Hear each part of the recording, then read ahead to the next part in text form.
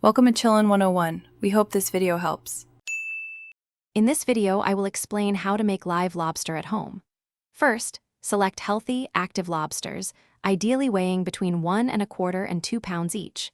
It's best to cook them the same day you purchase them, but you can store them in the coldest part of your refrigerator for up to 24 hours. Make sure to have a very large pot, sturdy tongs, and a sharp knife ready for the cooking process.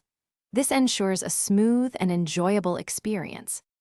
There are several fantastic ways to cook live lobster, each offering a slightly different experience.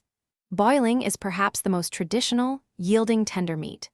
Steaming, on the other hand, is often preferred for retaining more of the lobster's natural juices and delicate flavor, typically taking 12 to 15 minutes for a 1½ pound lobster.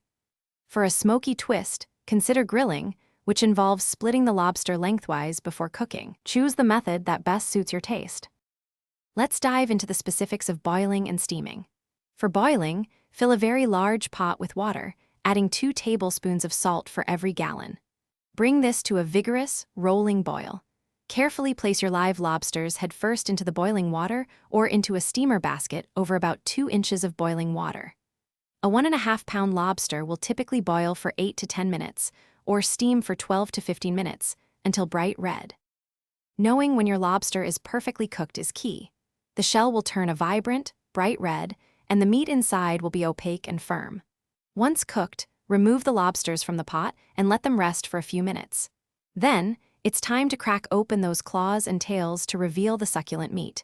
Serve your freshly cooked lobster immediately with warm melted butter and fresh lemon wedges for an unforgettable culinary experience. Enjoy. Thanks for watching. Consider subscribing if we helped you.